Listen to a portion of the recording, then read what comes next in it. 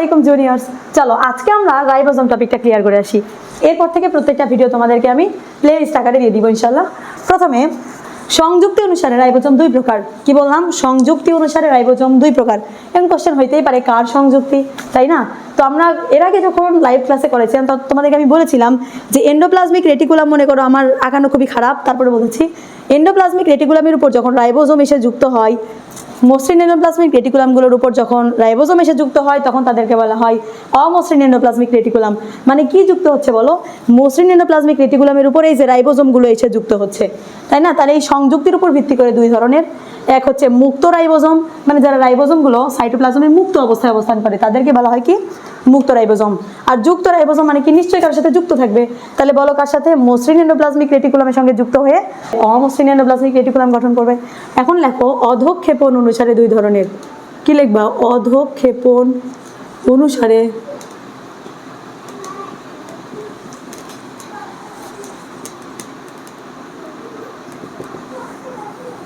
তাহলে বলো রাইবোজোম অধঃক্ষেপণ অনুসারে কয় প্রকার? সেম জিনিস দুই প্রকার। ও আরেকটা বেসিক জিনিস বলে আসতে ভুলে গেছি, যেটা পূর্ব সেই টপিকের বিজ্ঞানীর নাম জানা দায়িত্ব আমাদের। তো দেখো রাইবোজোম, বিজ্ঞানিক রাইবোজোম। আমার যদি নাম নিহা হয়, আমি যদি কোনো কিছু আবিষ্কার করি তাহলে নিহা নামের এন দিয়ে কিছু একটা আবিষ্কার করবো, স্বাভাবিক। বাবার নাম যদি এন দিয়ে হয়, সন্তানের নাম এন দিয়ে হয়, এরকম হয় না? তাহলে দেখো রাইবোজোম যে আবিষ্কার করছে নিশ্চয়ই আর ফর রাইবোজোম, নিশ্চয়ই সেই বিজ্ঞানীর নামে কি হবে? আর হবে। তো আর আবিষ্কার করেছেন বিজ্ঞানী প্যালেড। বিজ্ঞানী প্যালেট আবিষ্কার করছেন, আর নামকরণ করবে কে তাহলে? আর দিয়ে নাম, রিচার্ড রবার্ট। রিচার্ড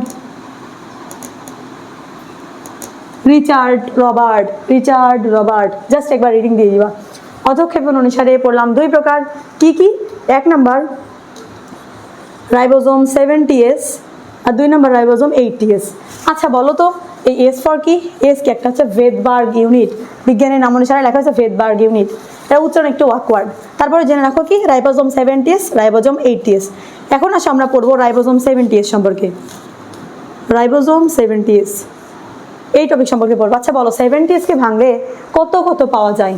এটা আমাদের প্যাচ লাগে না যে হচ্ছে রাইবোজোম 70S কে ভাঙবো, পাওয়া যাচ্ছে কত, আর রাইবোজোম 80S কে ভাঙলে পাওয়া যাচ্ছে কত? 70S কে ভাঙলে পাওয়া যায় 50s 30s, আর 80s কে ভাঙলে পাওয়া যায় 60s 40s।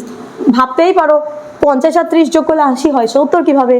60 আর 40 যোগ করলে 100 হয়, তাহলে 80 কিভাবে? এটা অধঃক্ষেপণ অনুসারে দেখানো হয়েছে। তো এটার ব্যাখ্যা এখন আপাতত দিতে পারছি না, জাস্ট মনে রাখার লজিকটা বোঝাচ্ছি। দেখো যতই থাক মান তত থেকে আমরা 20 মাইনাস করবো। দেখো 70 ছিল না, 70s মাইনাস 20 বিয়োগ করলে কত হয়? 70 থেকে 50, 50 থেকে আবার 20 বিয়োগ করলে কত হয় বলো? 30 হয়। জাস্ট এটা লজিক। এবার দেখো 80, 80s থেকে 20 বিয়োগ করলে কত হয়? 60, 60 থেকে আবার 20 বিয়োগ করলে কত পাবো বলো? 40। জাস্ট এইভাবে মনে রাখতে পারো। আশা করছি এইটুকু কমপ্লিট। এখন আসলে আমরা রাইবোজোম 70 সম্পর্কে পড়বো।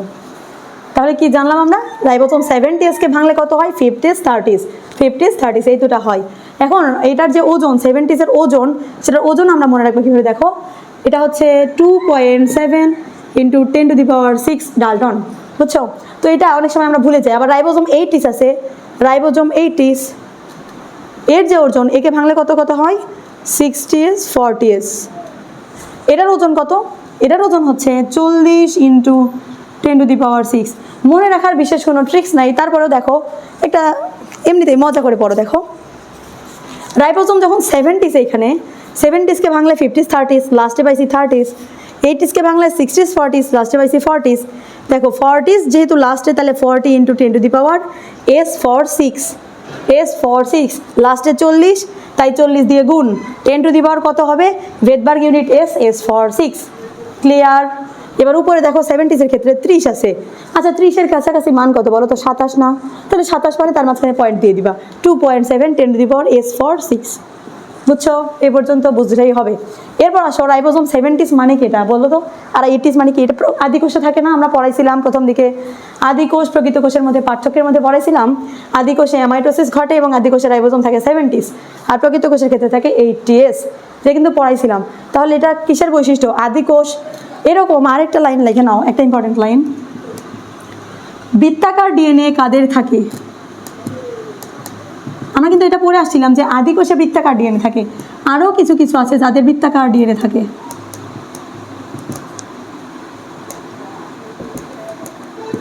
টপিকটা হচ্ছে বৃত্তাকার ডিএনএ কাদের থাকে। দেখো এটা আমি একটা ছন্দ বানাইছিলাম, দেখো যে বৃত্তাকার আদি মাইক্রো পেলে বাপিকে ভুলে যায়। বৃত্তাকার ডিএনএ কাদের পাওয়া যায়?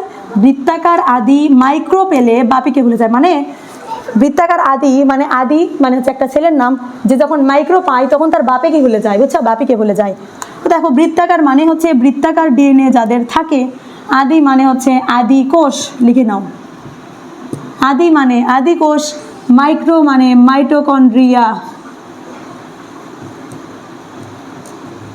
মাইক্রো মানে মাইটোকন্ড্রিয়া, পেলে ফর প্লাস্টিড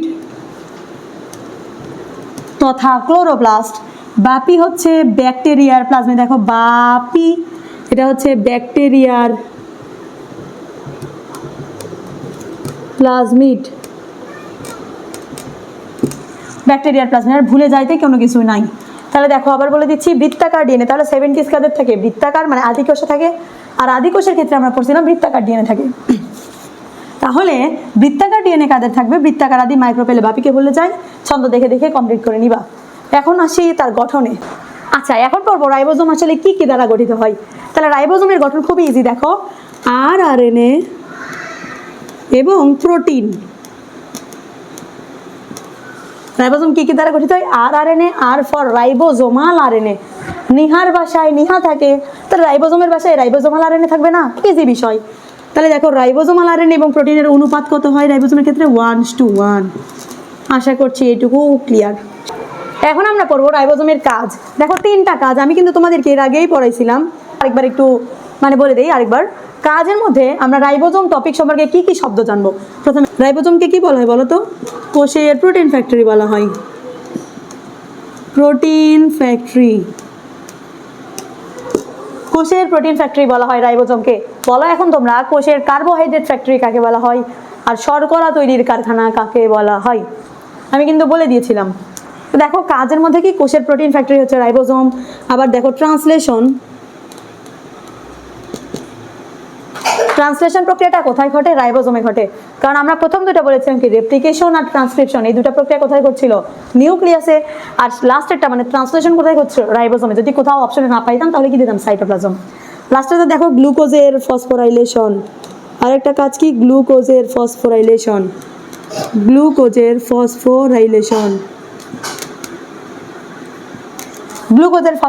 ঘটে কোথায়? রাইবোজোমে। আরেকটা ইম্পর্টেন্ট একটা লাইন বলেছিলাম কি, ইউনিভার্সাল অর্গান বলা হয় এটাকে। আচ্ছা, তাহলে কি কাজের মধ্যে বলছিলাম কি লাস্টেরটা ইউনিভার্সাল অর্গান, কারণ কি এটা সর্বজনীন অঙ্গাণু। কেন? কারণ আদি কোষ প্রকৃত কোষ দুই ধরনের কোষে এই রাইবোজোমটা অনুষ্ঠিত। আদি কোষরা এতটাই গরিব যে কোনো কিছু থাকে না, শুধু কি থাকে বলো? রাইবোজোম থাকে। মানে গরিব মানুষ এতটাই গরিব এদের কোনো কিছু থাকে না, শুধু দেহে প্রাণটুকু থাকে। রাইবোজোম 70টা থাকে। আশা করছি রাইবোজোম টপিকের কাজটুকু আমাদের ক্লিয়ার। আচ্ছা দেখো, আমি বই থেকে তোমাদেরকে আমি মিলাই দিচ্ছি। রাইবোজোম টপিকের মধ্যে মোটামুটি আমাদের সব কিছু পড়া শেষ।